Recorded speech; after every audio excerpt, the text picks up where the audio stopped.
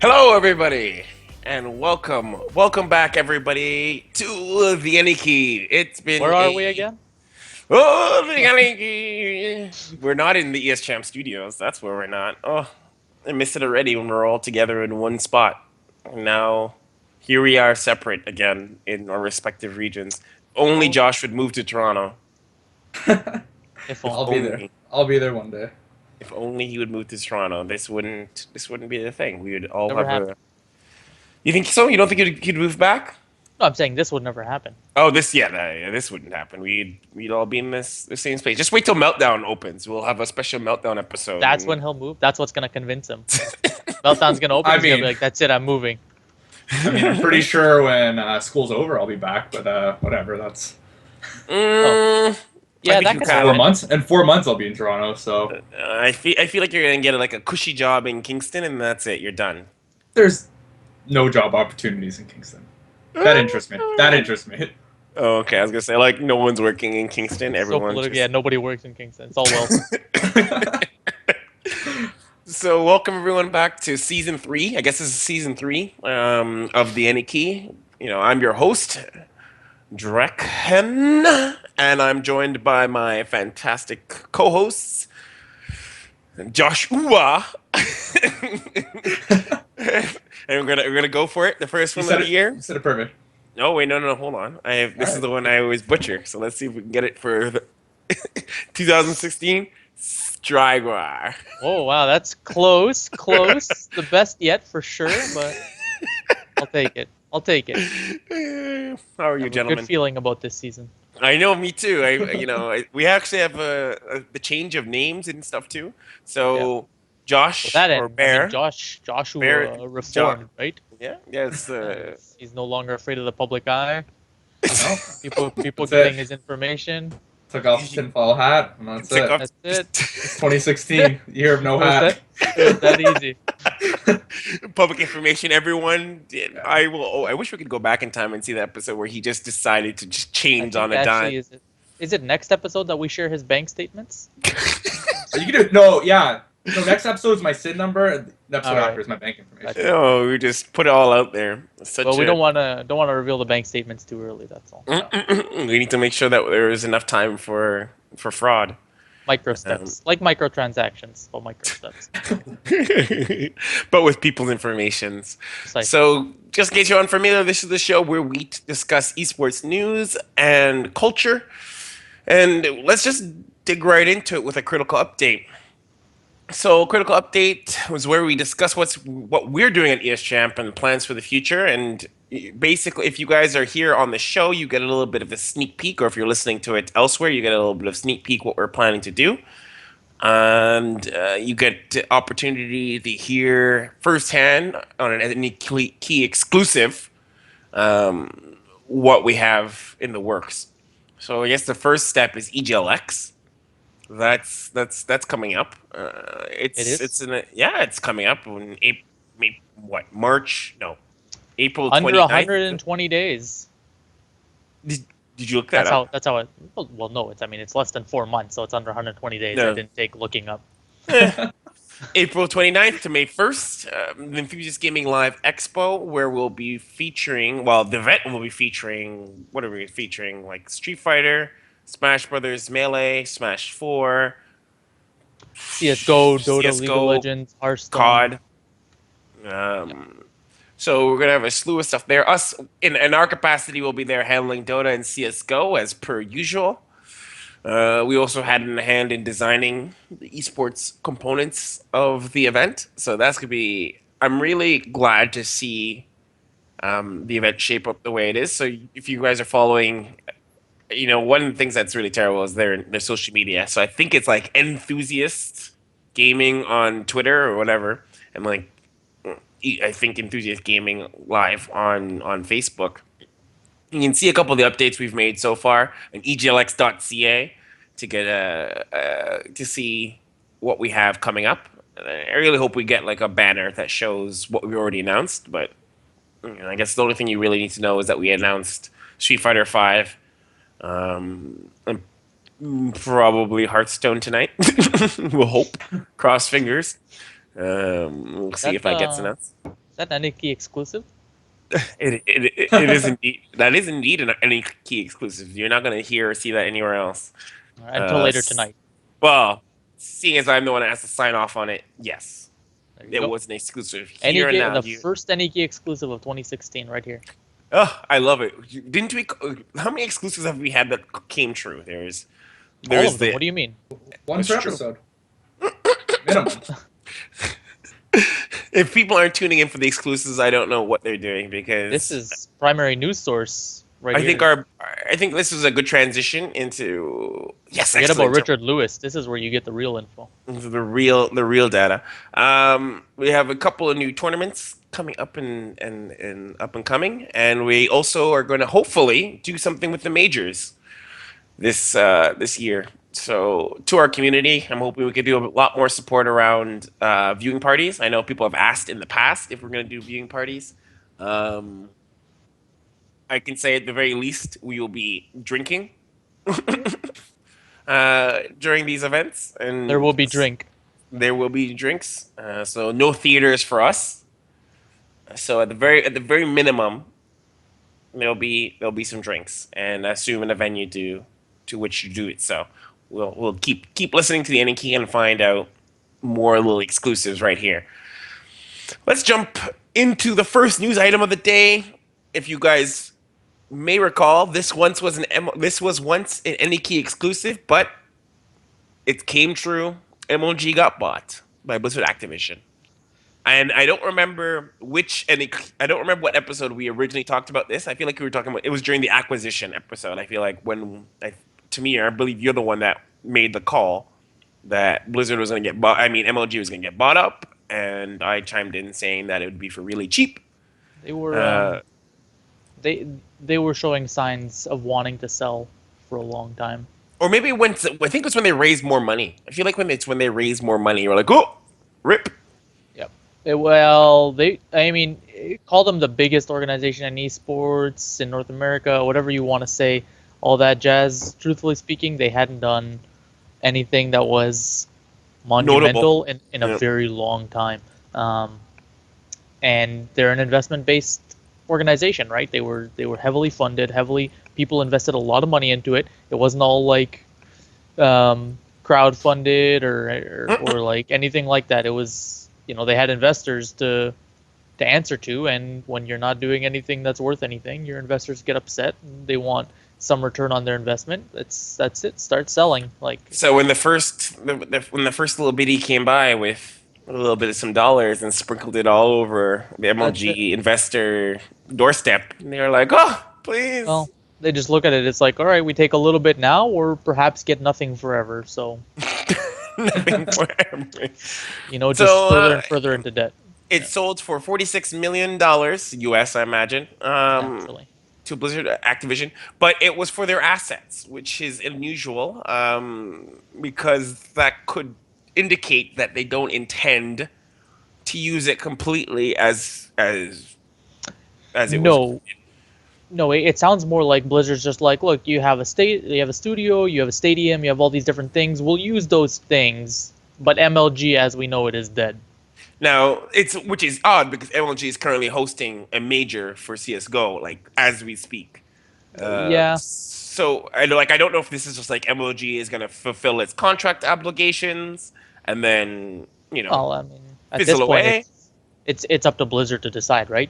Like, I don't know how Blizzard feels about supporting Valve, right? So it's going to be one of those things where we may not see them keep supporting other games that are not Blizzard. It might just become BLG, Blizzard League Gaming. When you say them, we won't see them. There is no them anymore. Like MLG is going to be dismantled and it won't exist anymore. The physical properties. Completely?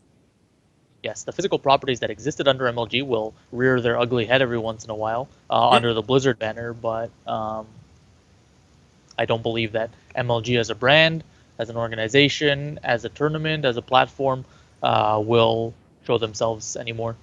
This is not the first time Blizzard has purchased an assets. So they recently, or I guess pseudo recently, depending how far in life you are, but they and they acquired the IPL. So that's the IGN Pro League, and they purchased all their assets and then shut down the IGN Pro League operation. But they were pretty blatant about that. They weren't going to Yeah. continue.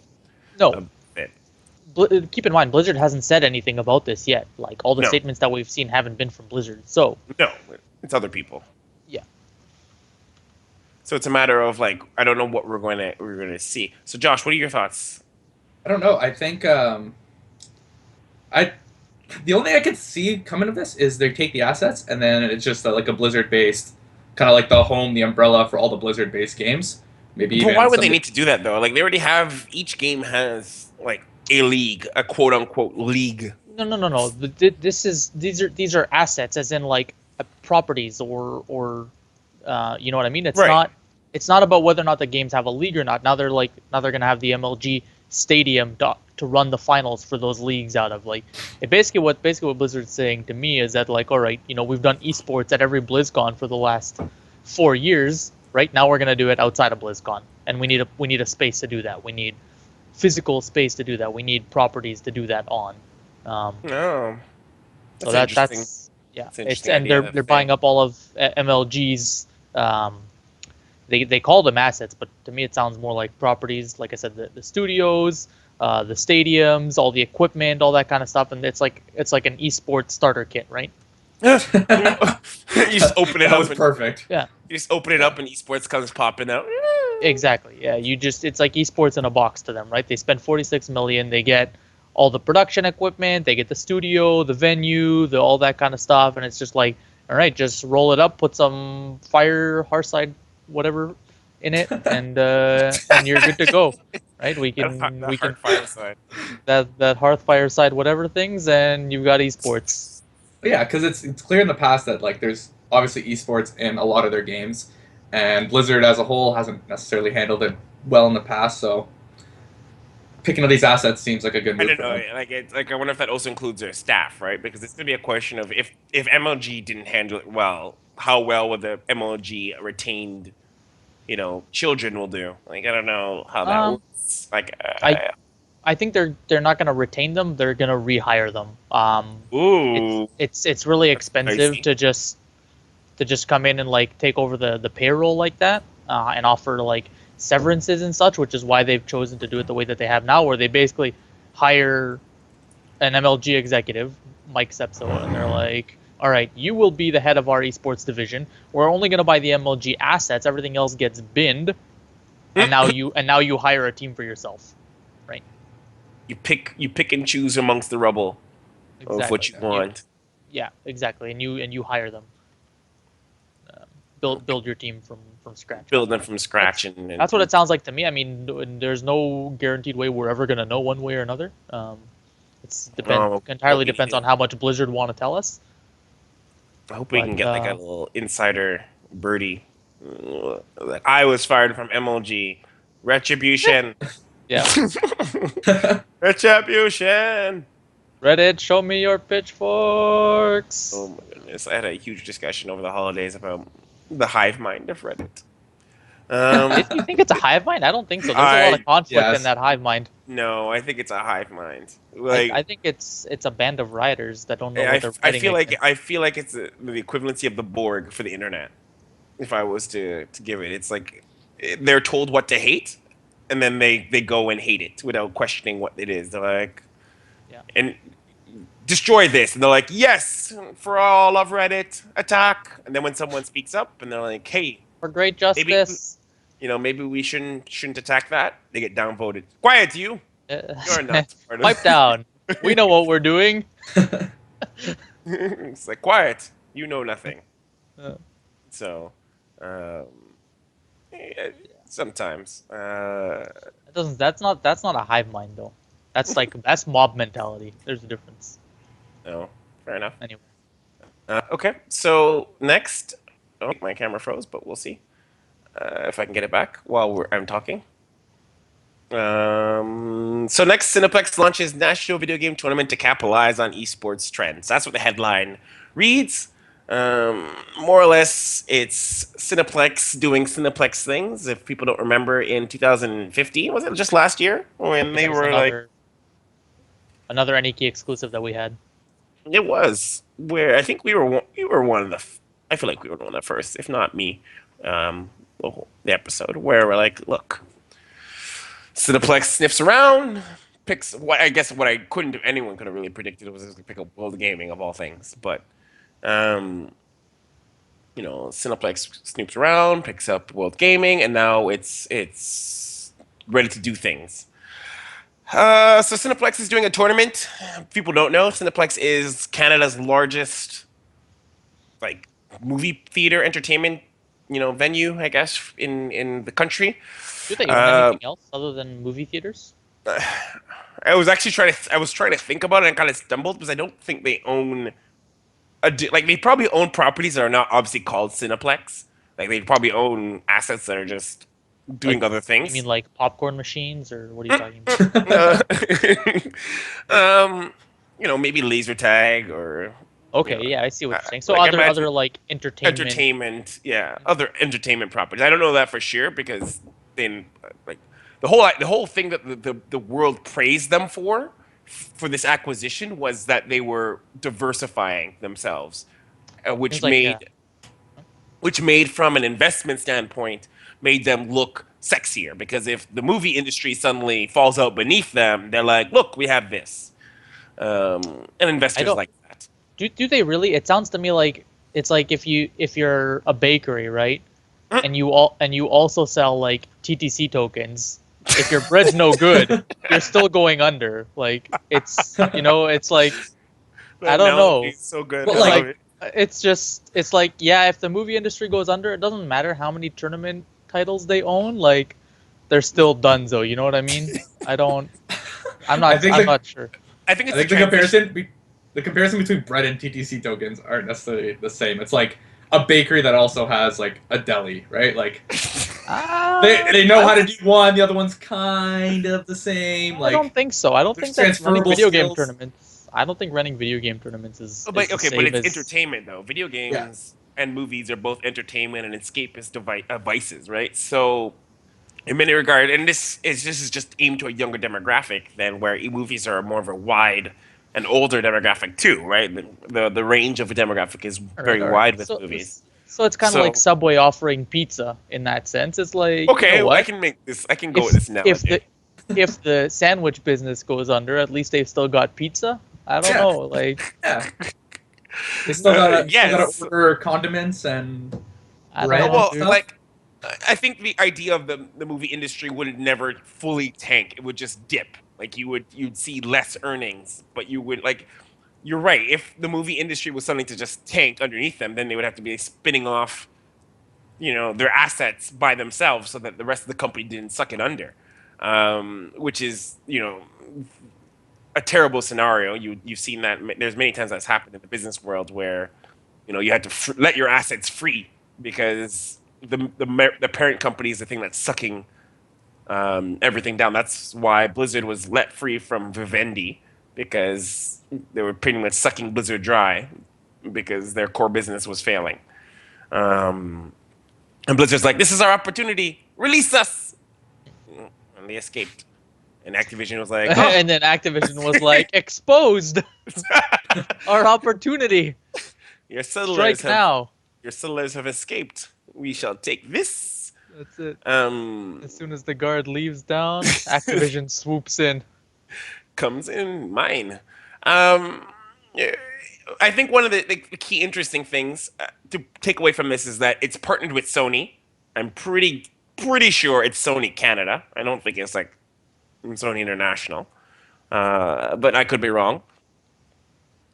So they're releasing the Sony. I want to say it's like the Sony Call of Duty Black Ops 3 tournament, $50,000, which is a decent prize pool.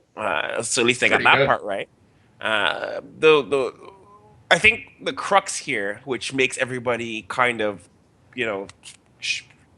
shake a little bit, is like it's 1v1, which I don't know. Isn't this what we said though? Like Tamir, isn't this what we're looking at, right? Like, don't get me wrong. What we said was we hope that they take it and that they don't fuck it up. And And you know what? I don't think they did, because honestly speaking, there's 101 things you could screw up, and they only screwed up one thing, and that's just they confused it with 4v4 with 1v1. So as long as they correct that one small error, I think they're good. Well, that's what I mean, right? Like it seems so close, so It's like close. it's like as long as they just change their entire format, I feel like it's fine. They're just dipping. Like They're just dipping their feet in the water, testing if it's cold. But why would That's you? it. They wanna Why see. would you? Why would you dip in your feet in the water with well, a parka? but you're putting your feet in ice water to see if it's Uh, cold. Like, trust Hey, me, I don't think cold. it's right. I'm just telling you, like, I don't know. Maybe Well- 1v1 sounds less intimidating to them, or Why do you think they did 1v1 though? Like it seems That's weird what- to me. Well, Like, honestly they- speaking, I'm sure it's logistics. I'm No. 100% convinced No, it's it's I'm not. with Samir on that. That's I'm making sure sense. It is. Yeah. It is because they don't want to try and coordinate teams of four. They want individual opportunity. They want individuals to sign up, individuals to register, individuals to show up, and for individuals to have the Really? opportunity You think to win. they would piss away an opportunity based on logistics? Like you could hire any amount of esports people from any with any Listen, worth their you salt. you don't work at Cineplex, all right? They don't sell their tickets in sets of 4, all right? They sell they sell venue tickets one at a time, Family right? pack? You can Do you you think- can buy more than one at a time if 5 people Okay, want to but even register. that's Go okay. ahead. Well, wouldn't you do that? You buy 4 tickets, and then even then you could you could then jump into a system where you have to lock in certain team, what team you're in, and everyone has to buy. Like Live TS does that. You buy your ticket individually, and then you are worked into a system of which you match your team.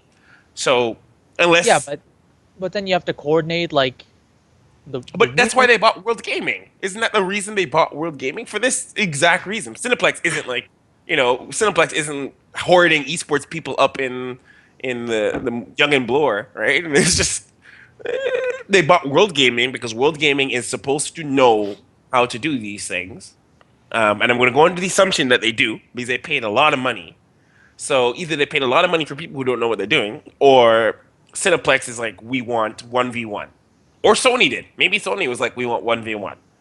I can't say that it's Sony. Again, Sony made the game, and Well, I can't blame Activision made Cineplex. the game, right? So, and it's an Well, exclusive to Sony. yeah, the Activision in partnership with Sony. I mean, there's no like, it's a Sony exclusive title. You can only play it on PlayStation. So, or I might And be actually, wrong. that might be actually. Xbox. I think Xbox also has, because I think we even got some questions regarding it. Halo is obviously an Xbox exclusive. Yes, Halo is Yeah. most certainly an Xbox. I'm sorry, no, exclusive. Call of Duty isn't a Sony exclusive, but either way. Anyway, the point I'm really trying to make here is I can't blame Sony. They're just a partner. I can't blame Cineplex because they paid a lot of money to have people who know what they're doing on board. And maybe, I don't know, maybe they bought a ship of people that knew what they were doing, but the ship was empty. I don't know. Maybe it was like it was like, where's our boat of esports people? Like, here it is, and they're like, there's nobody on the boat. Like, what do we do? And then they're just like, well, Mary from accounting, her son plays Call of Duty. Put her in charge. Could you imagine? Just pulls up in the harbor and they're like rubbing their hands, like, yes, here it is. Here's our esports people. We're gonna make some big bucks, in case those movies ever stop coming in. Ugh. Try and open those crates, and there's nothing. in there. Like, open the crates and dust comes out. You're like, no. And they're like, what happened? What happened? The promised land. So, I don't know. So, yep, actually, I got confirmed it was indeed the Canadian Sony. So, Sony Canada made this deal. I don't know if that's worth anything. Like, it's just, I don't know. Did I freeze again? No, I thought I froze. You're good. So, I don't know. I feel bad. I feel bad about where. You know what? It They- does feel bad. Because, like I said, it's so close. I didn't see It anything was else. so Like, close. prize It was so pool's close. good. They've got the venues. They chose a half decent title to run their first league on, and then it's like I feel like it's almost a typo. You read it and you're like 1v1. Oh, you mean 4v4? You know what this is though? It's because I bet you, and I'm gonna go on a limb. They chose the title based on the sponsor they could get. They shopped around and they're like, who can we pick up? And then Sony's like, you know what? We'll dance with you, but you got Yeah, to but dance with our game because they could have done Hearthstone for 50K, and that would be worth something. Like they could if it was 1v1s that they're all weeming about, that's 50K with Hearthstone would have worked. But that's yeah. There's or they could have even done StarCraft. Like Oh, absolutely. if you're a 50K, company that that's doesn't know fine. what you're doing, usually you go for something with a track record, right? Something with like a deep, rich history of success, right? And And as that's much as I cheap. hate to admit it, StarCraft is cheap, and it's worked for a long time. Like the cost of running StarCraft events is not high, and there's been a lot of successful or semi-successful at least StarCraft um, Well, you can get tournaments away for a with long like time. you can do stuff in StarCraft for really cheap and Yeah. experiment, and so, like if you're like unsure of yourself. And, I like to think that the top console games, are in the same space as the lowest PC games. So Call of Duty might not be a bad choice in terms of testing the waters because Call of Duty and Halo 2, as much as they are probably sort of pseudo kings of the console world, at least from a shooter perspective, they're no Counter Strike, right? So you can get away with making those games pleasing your community and not have to be, you could drop 50K. 50K is probably worth a lot, I imagine, in the Black Ops world, even on a There's 4v4 basis. choosing Call of Duty tells me like two things. One, they want a strong relationship with like some kind of sponsor, right? Sony. yep. And the other thing is that they want a game that has a lot of users, like a Yeah. lot of users, right? Um, Well, isn't that what a lot of people want? Like, no one really wants a game with nobody. no, And like, but what I'm saying is Call of Duty, unlike a lot of other esports, is a participatory game. It's not a spectator game. Like Dota and Counter Strike, League of Legends, there's a huge spectator component, whereas like participation is not oh yeah, and I think, as involved. Whereas Call of Duty, not many people watch Call of Duty. Tons of people play Call of Duty, right? and And I that's think you can. like units sold, copies of the game sold. It's an enormous amount. Yeah. Like I think you can easily say that is probably the case because we already discussed that they were going for more participatory like strategy rather than That's what. an audience strategy or yeah, a and visual strategy. that's why I get that they chose Call of Duty. I just like I said, That makes me weep though. I'm like that I'm makes still me. fairly certain that the 1v1 is just a typo. Like I like I'm still convinced that somebody was just like shit, like we gotta push this info out like by tomorrow morning. Just type it up, Frank. Just get it done. And he's like, Frank's like he's like sweating bullets. He's like on his seventh cup of coffee the night, like just typing it up, trying to push out this content. And it's like he's like, Call of Duty. What game is that again? 1v1. Like, just a I typo. think You know? I think just to expand on what you guys are saying about it being more of a participant thing, I think they're trying to also appeal to maybe people who aren't necessarily into the esports scene. So just try to get like more people, and those people might not necessarily have a team. So like you look around your buddies at high school, I mean, and you guys like, oh, Right. there's this COD tournament at the theater this weekend. You want to go? Yeah, yeah, sure. And they all go and they sign up on their own. I, It's just to get more people at this thing. I Well, don't know if anyone. that's what I was saying Like, for logistics, like trying to coordinate teams and stuff like that. People who don't have a roster, like trying to Yeah. get everybody in the same room, stuff like it doesn't, it doesn't really work, right? So they're wait, just what was like, that? I was just saying like trying to coordinate rosters and stuff like that. They don't want anybody having to hassle that. They just want like, you play Yeah. Call of Duty, you can participate in this. That's all it takes. It's like a bit of that accessibility thing, but from like a logistics standpoint, right? Ho, Like, ho, ho, ho, ho. Did you just read what our little director Doug just showed us? So if you play in the world championship, nice. like the legit league for Call of Yeah. Duty, you cannot participate in this Canadian championship. All Like right. Yeah. We've got a There we real go. winner on our hands. Casuals confirmed. This is, I mean, it's Yeah. like, I guess basically what Cineplex is saying is there's already enough space for the hardcore gamers. Let's do something for the scrub core gamers. oh Jesus, my stomach just turned. Ugh. Yeah. Lord. This is for esports for the masses, not esports for the esports. No, Right. I hope you guys read the article that we also are reading from. Sean actually is mentioned.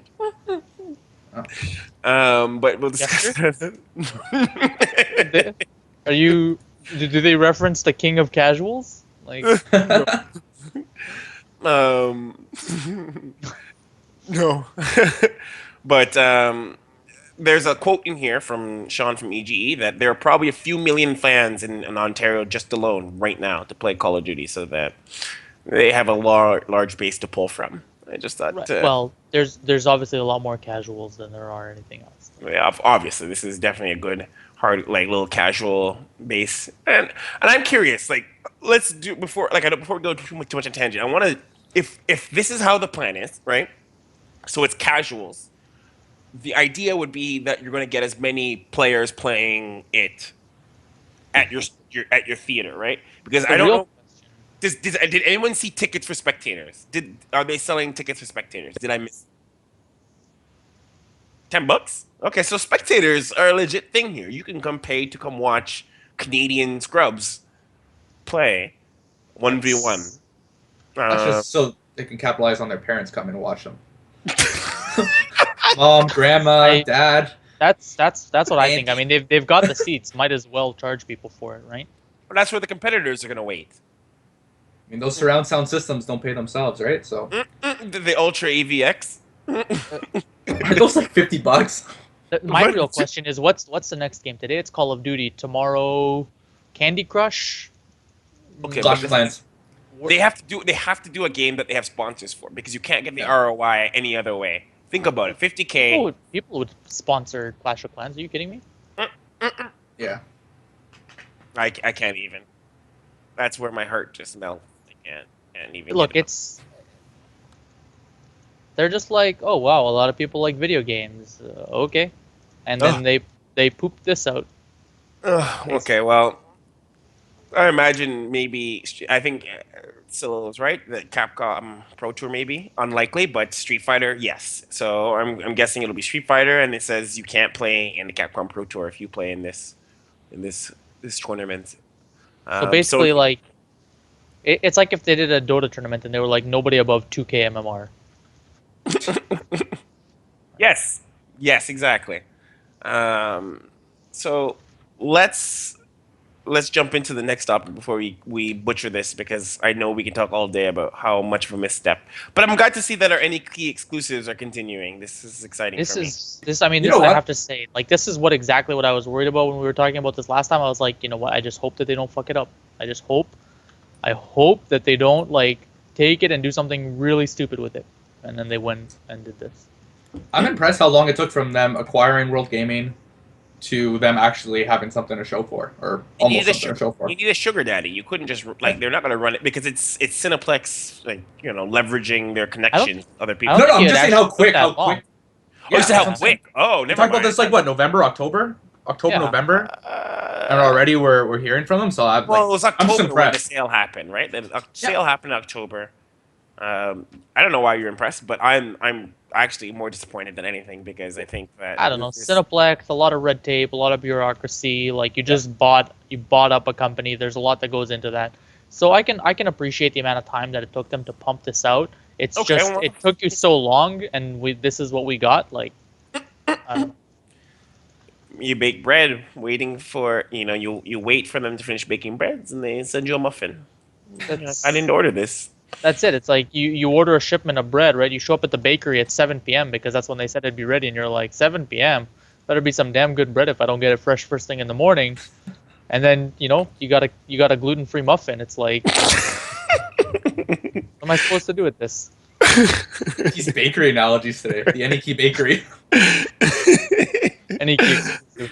Oh goodness! So let's move on to this is a little bit more exciting. So esports makes it into a high school. So first public high school probably in the world. I Makes it imagine. into a high school. It's like, how did we catch the esports? First public high school in Norway includes esports in its core curriculum. Dota 2 considered. This is what the headline says. So the core games, I believe. Oh no, actually, I think it's Dota 2. Dota 2, League of Legends, Counter Strike. Yep. And the rest are up for vote. up for discussion. No StarCraft. That's unfortunate. Well, they're only taking real esports. Okay. Listen, Womp Sonny, womp. back in my day. Oh, rip. I think the So- league has players. From what I understand, is it's gonna, they're doing a mixture of the esports, but then there's like health training, physical training, like nutrition. Yeah. If anything, this is them doing it right. I think It's funny that a everyone, high school got it right first. I know it's like like of all things, a high school does it, and it's not even they just don't do it. Like for the bandwagon, they're like, okay, we're going to invest like for real in this. We're changing up the curriculum, so you kids better eat your bran muffins properly, so you can play in the Rift. I think it's more of like, if we're gonna give you guys video games, you better be the most well behaved, like eat your Wheaties kind of kids. You know what I mean? Like Could you imagine? It's like, Well, they otherwise, said, yeah. no, like they said they had the foundation for football and handball already, so they're like we're just going to do it the exact same way we do traditional sports, and they're like the physical aspect's a little different, so we're just going to approach it and like focus on reflexes, which I thought was kind of cool. But I hope It's this- kind of I hope- funny because my high school couldn't get anything right, and now this high school is just like I really hope. esports.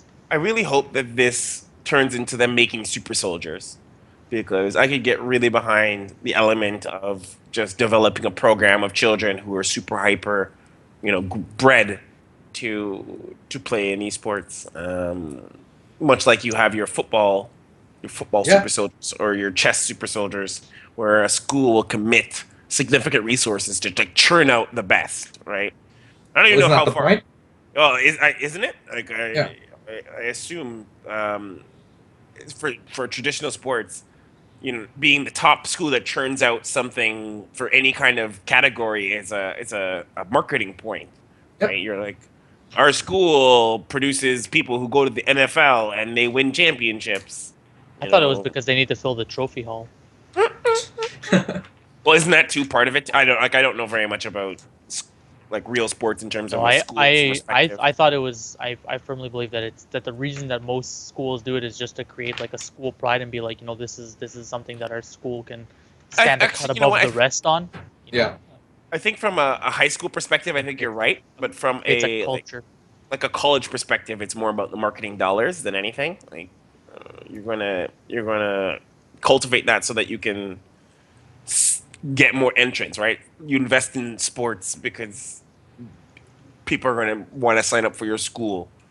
Yeah. I don't know, how that works on a high school level. Like obviously, schools are mandated, like mandatory based on your region. Oh wait, actually, I believe this is a boarding school, so this might not even like you probably just shipped off this way to this place. They're like, like my child is unruly. Off you go to esports boarding school. It sounds more like a privilege than a. Well, it's like I'm not familiar with the boarding school model, but if I understand, like I think boarding schools are like just private schools, like isn't where the kids live. I thought this Instead. was a public school.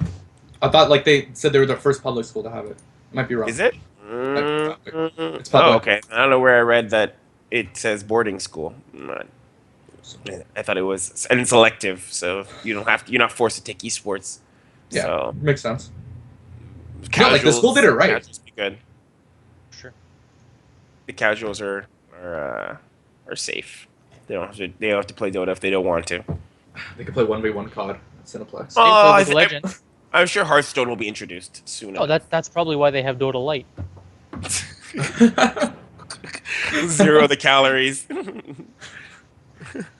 All the taste of Dota, but zero the skill. Oh yeah, it's Refreshing. it's artificial mechanics is what I like to call it. You don't actually need you just get some abilities and it's fine. I wonder if it's a big investment into the school to do this. Just the computers. They said what, like 15 computers? Like, I mean, let's put them at a K each.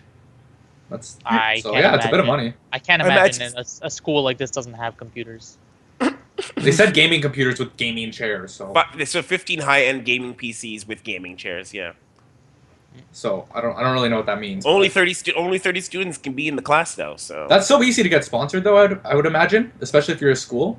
well, because you only have like to get into a high school, like at least in Canada, like you can't advertise in a high school. So No, but if like you said, oh, I need these computers, like I'm sure Dell, HP, whatever, just to slap their logo in your classroom with. not as even gaming just laptops, computers, like not even they're gonna get a tax break because they're donating to the public education system. Like, Yeah. don't yeah. You won't be able to slap your logos. I'm pretty. I don't know if this is a universal thing, don't but you I'm don't pretty get sure. you don't get to advertise anything, but No. But it's still like you still see the logo on the front of the computer, right? So Oh, absolutely. So, right, if anyone gave a generous donation of computers, like that's their advertising, right? Like they donated the computers and they well, I'm sit in the sure you get classroom. maybe made an announcement on the morning announcements, and maybe get shifted around in the school newsletter. No, we'd like to thank our little sponsors. Thank you, thank you. Now you guys can game. No, Yeah. Need for speed, need for seat. Thank you. Now we can sit down on real chairs.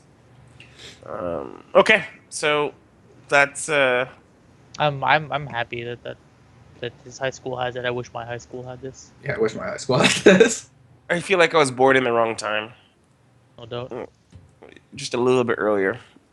But then I'd be in Delk's situation, where all the esports parties are happening, and I have to like You can't get in. can't get in. Well, get in, but you gotta like sneak those things in, man. Sneak those little. Shh, Dalek doesn't do that. Oh, I apologize. Well, I don't know. Delk, have you gotten to a Twitch party yet? Oh, well, ain't no party like a Twitch party. So moving on.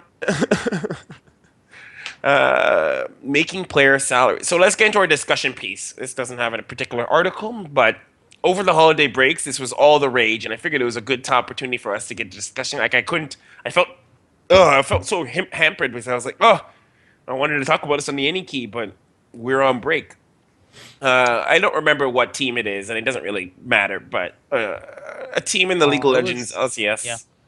Can't a League of remember the Legends name either. LCS, yeah, they're not really a team of I'm going to say high caliber, but I don't know League of Legends, so I could totally be wrong. This could be a really rock star team, but if I haven't heard of them, in my opinion, they're not a thing.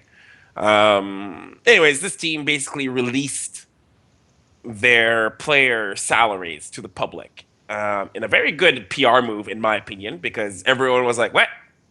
A few people chuckled, saying that he overpaid his players, but it's irrelevant because at the end of the day, it's out there. Well, if you're gonna release your players' salaries, I hope you're overpaying them. Could you imagine if you're underpaying them? If he was underpaying them, it would not have been a good PR move. That's true. That would have blown up. So actually, it probably wasn't indeed a good move. Exposing from a PR perspective. I don't know how good because obviously I can't remember the team's name, but I can remember what they did.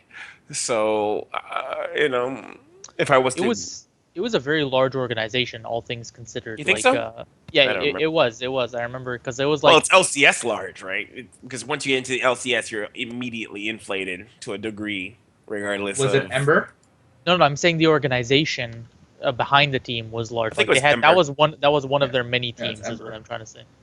Yeah, Oh. yeah, that's right. I think that's right. That sounds right. Ember GG. They owned many other esports properties. Is what I was primarily getting at. So they released it, and it spurred a discussion of people saying that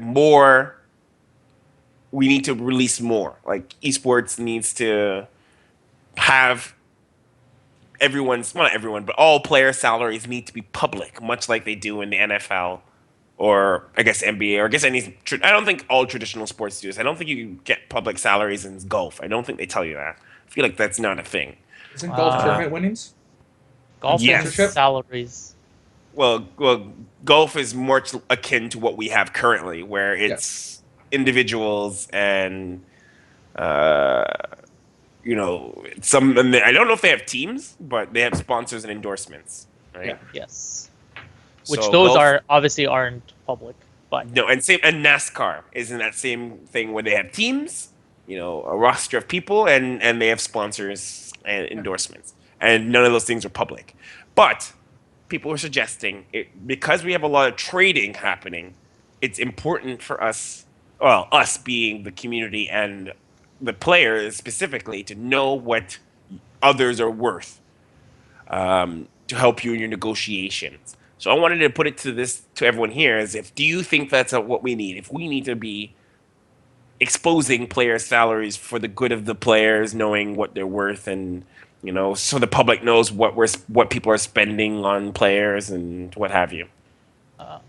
Well, I think that in esports, I think that it is good that the players' salaries are public, but not like the team deals in terms of sponsorships and such. I don't think that needs to be public, but the player salaries, I agree with it being public. I think that it's a good, healthy thing for the scene overall. Um, Ultimately, it protects the players, and that's why. Bear, your I thoughts? want to say the opposite. I don't know, like I see no good to come of making the salaries public. Like it's no one's. It's not your obligation as an organization to make it public, right? Like you're not if you're being funded through the government or through some. I knew that Through his anti-establishment side would rear its ugly head. I knew it. I knew it. if anything, I would be on your side, right? Like No, I would no. be. Are you basically saying that it's nobody's business? Like, is that? Yeah, it's not really anybody's business. Like it's just going to be a talking point for Reddit to argue over That's really meaningless not. crap. That's really not what it's about. It is about the players being protected because right now players are kept in the dark. They all of their salaries, all of their earnings are in the shadow. Take a look at any other industry, not esports, and you'll notice that if you're an electrical engineer, there's a pretty rough range of what you get paid that everybody else in your field they're at least somewhat aware of. Perhaps not, fully disclosed. I'm not saying there's a public registry for these things, but nonetheless, going rates, going salaries are fairly common in almost every other industry. That's primarily why they happened also in traditional sports, because players, whether you're an NBA star or an NHL star, your colleagues, fellow players should know what you're worth and like how much you're going to be traded for, all this kind of stuff, because they need to negotiate their own salaries. And if you don't, there's like then what happens is what we have right now in esports is where there's huge discrepancies. One player might be a great player but a terrible negotiator or lack representation, and he just gets screwed, right? He'll get like $200 a month, whereas a less skilled player on a different organization who has a really good lawyer for a dad will get $3K a month. And the reason that happens is just because if you leave everything up to the organization's discretion to make public, they're always going to choose whatever leaves them in a stronger negotiating point. Which is to not make it public. Yes, in this case, it's to not make it public. But what that means ultimately for the players is that they're gonna struggle when they want to negotiate their salaries, unless they shell out for expensive representation and managers, which. Yeah, well, I feel like that's something that a professional should have anyways, right? Yeah. I feel like. But let me put it this way: if you did that, if that was the case, they all hired expensive managers and lawyers and stuff like that. One of the first things that would happen is all those managers and lawyers would want to know what the other players are making. They would establish like going rates and value ranges for acceptable compensation. Basically, public salaries would be something that happened very quickly. Because, like I said, again, I don't see public salaries being a thing. I feel like what you're going to see is maybe, like you said, a registrar of what, a benchmark of a player that has a service record of X amount of wins or something. Because I feel like you're not going to get this opportunity where you see every player's, and I don't think you should. I personally don't. Even as a moderator, I probably shouldn't weigh in. But I don't think you should be able to see the player's salaries because it's skewed too. Because that doesn't necessarily mean what they're worth. Right? Because if a player is more on endorsements and sponsorship and stuff, it doesn't even remotely lean to what their total worth is. Like a salary, I feel like may not translate properly. Because that also depends on the strength of the org. Because the org might not be able to pay them, what they're worth or what they, what perceived worth is. Right? Just because if you're on a top tier team. The minimum, like your C leader or your C player may make more than a mid-tier team's top player, even though that top player is pretty skilled. And that might even have situations where small teams can't field good talent. Right? And I think that's the biggest detriment, where middle teams and mid-tier teams will just disappear because they can't field good talent. It's just you have to either be on a good team if you want to make money, or that's it. Right. I think you're just feeding into Tamir with that, like. Yeah.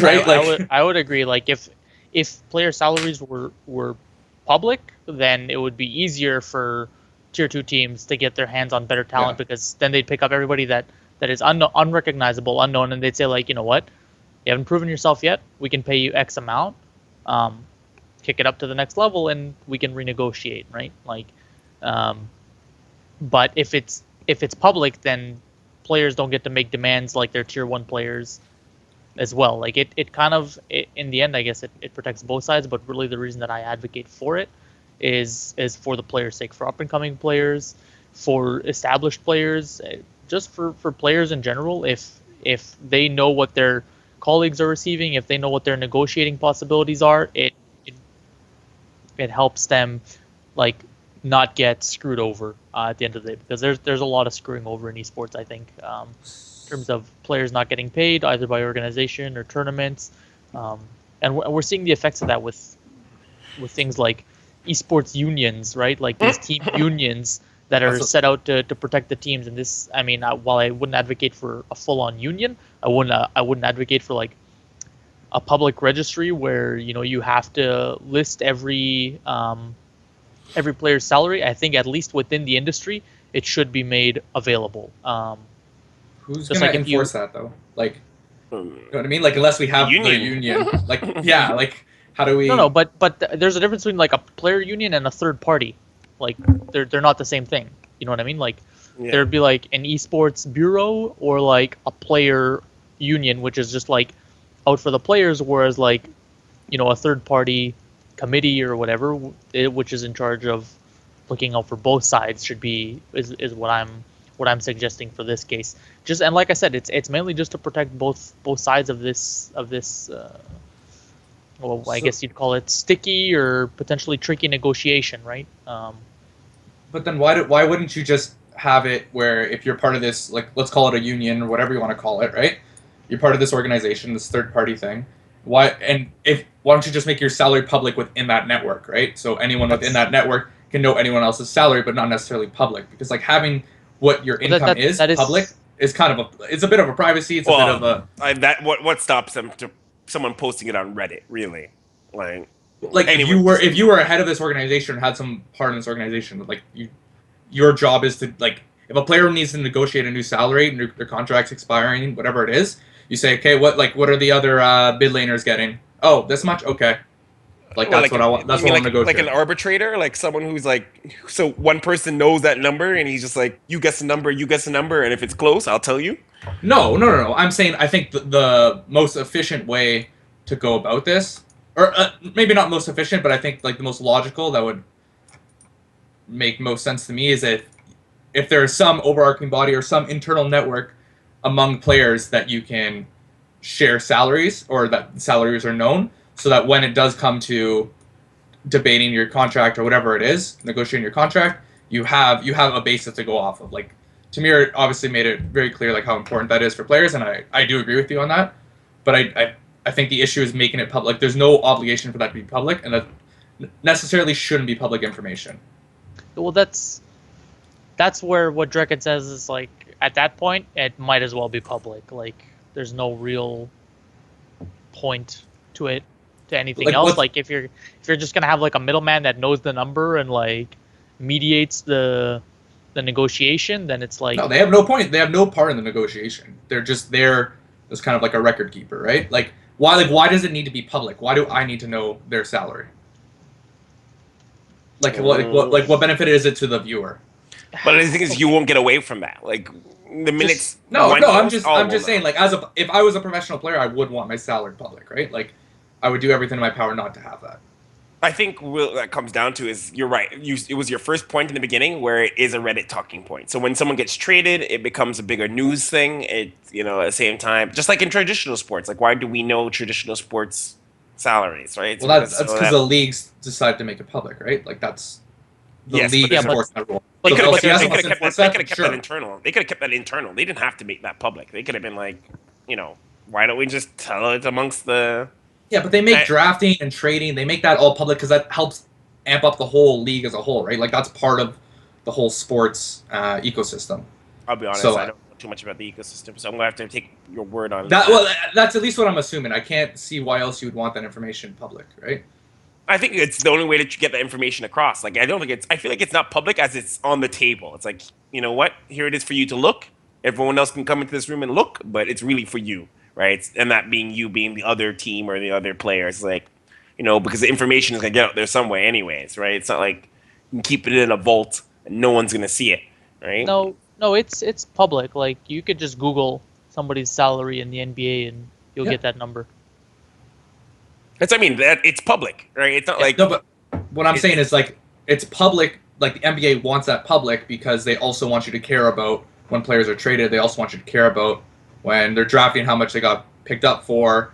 Like they want you to care about the whole. It's part league. of the hype. It's part of right. The hype. It's part of their thing. That's what they're offering. So if the LCS determined that was important to them, then the LCS can enforce that for their teams, right? But like I don't see why someone who does. To be honest, I feel like the only person that can enforce that is the LCS at the end of the day. I mean, if we were to gamble on who the first person to do it would be, I would put all my money on LCS. You know what? At the same time, I guess I would actually like further like narrow down what I was suggesting, and I'd say like it should only exist in ecosystems like Riot, where the publisher owns everything, right? And that's just a matter of fairness, because if everything is publisher controlled, in the sense that you have to be on an LCS team in order to participate and win any money, and to be an LCS team you have to jump through all the Riot hoops and collect all the Riot points and all that kind of stuff, then in that case your salary should be public, because if you have to go through the same trials and tribulations as everybody else, like basically through the same script, climbing the same ladder, then you want to make sure that you're not getting screwed over. But if it's a free person's market like CSGO or Dota or whatever, that could be dangerous. Then in that case, it shouldn't be public. The LCS base salary is public. No, it isn't. What? Okay. Oh, the base. Yes, the base salary. Right, because the LCS gives each player a base salary. Okay. So then it already is the case. Well, and then whatever the organization pays over that is, I mean, their own thing. What is yeah. hidden. Okay, so we can let's leave it on that, because I think we've come to a decent consensus, and I like where we ended this off, where it's like, you know what, and I think a lot of us can agree that it in the wrong hands, it's not ideal, and it's unless it's used for some marketing ploy like we see in traditional sports, it doesn't make sense for the free roam games, but for something like an LCS, it might make a lot of sense. And then, obviously exploring the concept of some sort of arbitrator who sits in between it could come up. Who knows? So I think that's a good place to even end the episode off of, because that was the last topic and we're reaching the appointed time. Let's do final thoughts and wrap up. Josh, what's your thoughts on MLG being bought by Blizzard Activision? I think it's a cool pickup for them. I think if I were to make a bet on what I think they're going to do with it, I think they're just going to kind of scoop up the assets like they did, and they're going to use it for the Hearthstones, the Starcrafts, the WoW Arena, the Overwatch, whatever it is, whatever the flavor of the month is, and kind of use that to kind of do their own production for their own games, for their own esports. So business as usual at MLG. Yeah. All right, Tamir, your thoughts on Blizzard picking up that sweet MLG? The risk of sounding snide, I'm kind of happy to see MLG gone. What Blizzard does with the assets that they've acquired, honestly, it's almost of no consequence to me, unless they like pull something out that's amazing and blow my mind. I just don't see it happening. What would blow your mind? What could blow your mind from, like, what would surprise you? Like, what could you imagine that they did that would be like, wow, that's really cool? Yeah, if they were like, we've decided to reform StarCraft using the MLG assets in North America. I don't even know what that would look like.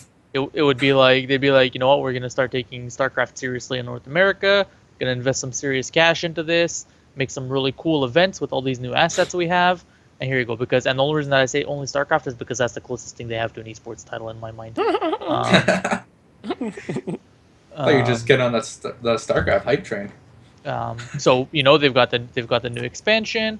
It's looking good. There's a little bit of a pulse in the scene, and they make it alive again, right? They resurrect the dead game. Do I see that happening? Absolutely not. I'm pretty sure it's going to be a higher Hearth Fireside, some shit at the MLG Columbus arena and all that kind of stuff. They're just going to make it all mobile Giphy. Oh, jeez. And then there you go, and $46 million worth of assets.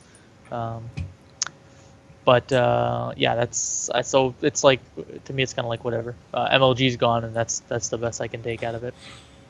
Okay, well, let's transition right into Tamir. Your final thoughts on Cineplex's Call of Duty? It's not too late. If anybody from Cineplex is watching this, the format for Call of Duty is 4v4. Make it so, and don't tell players what tournaments they can or can't participate in. That's just, you're not setting yourself up for success. I feel like that's like it has to be a Sony thing, or like I don't know why they would like. I can't understand why that would make any sense to do that. The appeal to the casuals. Appeal to It's the masses. casual. It's super casual. Which, you know what? It's fine. We just have a horrible branding issue in esports as an industry, where anybody who thinks that they like the idea can just slap esports on a product of theirs and they're cool. And it doesn't work that way, unfortunately. Oh. But what are you gonna do? You know. No, what can you do? Josh, your final thoughts on Cineplex's Call of Duty? I mean, I think we all kind of have the same thoughts, but yeah, the format is weird. The only thing I can think of, the only conclusion I can draw is like, yeah, it's just for casuals as a whole. If you want to compete, like, I'm not sure, I don't really want to go down, and then they tell you, oh, pros can't play, don't worry, like, you have a chance. Like, oh yeah, sweet. Could you imagine that discussion? Oh my My KD is like 1.5. I'm totally gonna dominate this thing, and then you just go and whatever, right? So like, I think it's kind of just a way to get people into the theaters, kind of just test it out. But I kind of I think about it. I kind of wish they just went like full on, like they kind of just jumped into the water I just to don't test if see it was what- cold. Like, Yeah. What's the value in testing it with the audience that you're not targeting? You know, it's Yeah. what valuable feedback do you get? Like the casuals love it. Great, let's upgrade to real esports now. We know nothing again. Like, so yeah. It's just so unfortunate. All right, my final thoughts on the concept is we were so close, yet so far. We were almost there, and we just didn't go far enough. growing pains. Growing pains. That's, you know what? I don't believe in it. I believe in natural selection. And natural selection will take care of the problem. Oh, Tamir, I love you. You're just like something else to come up and gobble them up. Natural selection. There's gonna be a bigger fish that'll come and scoop it up, and just like I said, things that aren't worthwhile won't last. That's my motto. Someone's gonna come and scoop it up. Yeah. Final thoughts, Josh, on esports in high schools. I'm a little bit jealous. I like, just from the short interview that's in that article, it seems like it's very well done. They even like, they didn't make it just seem like, oh, we're gonna let kids play video games. Like, there's a form of discipline, right? They're gonna make sure they're eating healthy, reflexes. I think that like, about just the whole like eating healthy thing is like pretty cool. right, like those are kind of important concepts when it comes to esports, right? Like the day before a big tournament, you want to make sure you're alert, you're at 100%, right? You don't want to be in esports strong. Especially, it's very, very easy to let that fall by the wayside, right? Yeah. Like you just binge on the Tostinos and Mountain Dew and Doritos. It's very easy to get lost in that. So it's kind of a bad stereotype, right? Yeah. That all that exists. So it's good that they're kind of showing like, no, we're doing this like for realsies, like trust us. We know what we're doing. We already have the infrastructure for something very similar. We're just kind of implementing it to cater to more students. And so, no, I think it's just awesome that they're like, you know what, we'll take it seriously if you do. Yeah. So overall, I'm like, it's really cool. Like, I hope like some pro comes out of this school and maybe catches on. So I'm sure they will. Final thoughts, Tamir, on the same thing, obviously, high schools and esports.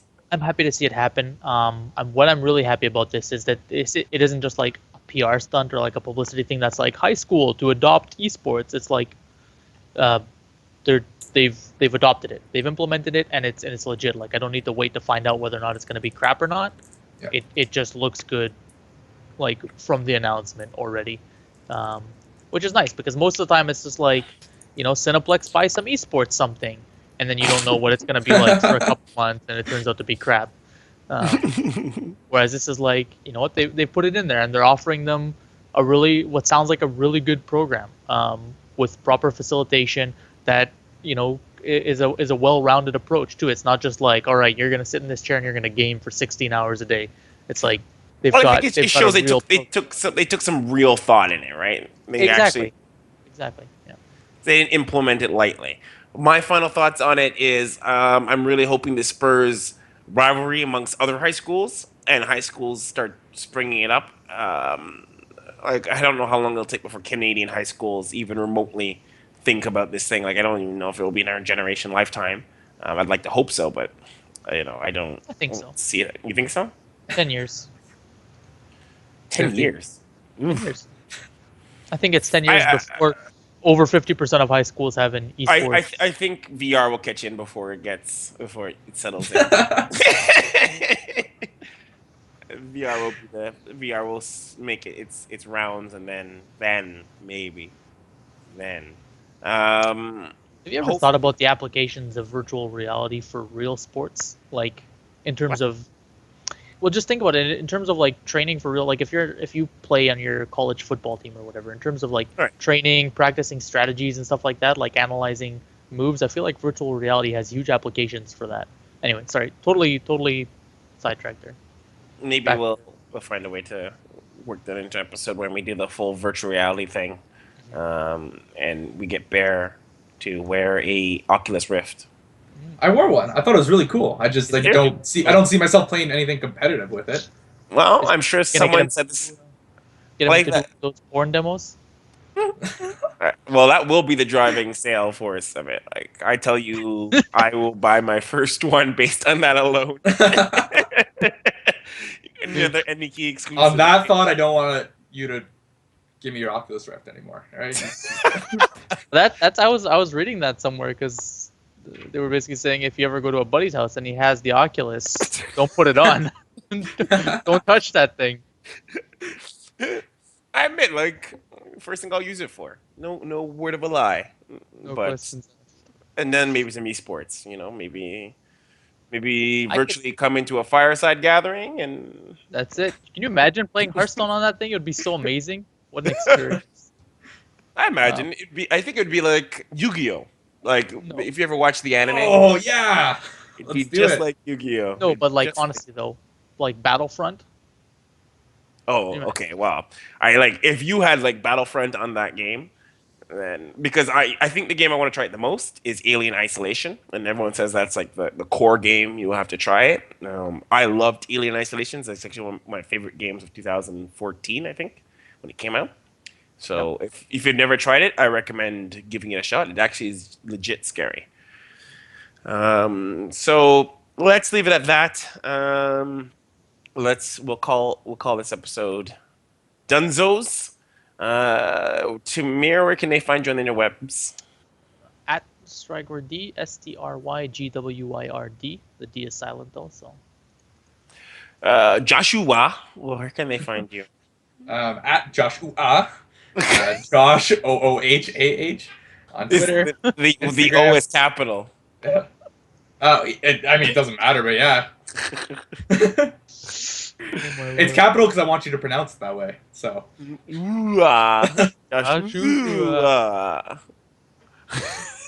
And you can find me now at my new rebranded Drexama on Twitter, not Facebook, and Instagram. That's DREKKSAMA. And Facebook is Drek and Pones, where we have unusual, like a whole bunch of esports discussions. I wish I had thought ahead of it and actually made my Facebook more accessible to the public by giving it the same branding as everything else. But you know what? It's easy to find me. Join in the discussions. Sometimes people get a bit heated over the weirdest of things. Like this Call of Duty. Call of Duty in Cineplex. Did somebody think that it like the 1v1 is legit? Were they like No. People were just a little bit like think they were more pissed that it was Call of Duty than anything, like of all games. I don't know what they expected. It had to be like Call of Duty or FIFA. It was one or the other. Some people are just, a little cheesed that it should have been. A little Uh, peeved. Yeah, a little peeved that it should have been Smash or Street Fighter or CS:GO. So they're, people are excited to see Cineplex. Little do they know. All right, so be sure to check us next time here on the Any Key, 6 p.m. Eastern Standard Time on eschamp.com. So while you wait for the next episode, keep checking out for the Any Key. See you, everyone.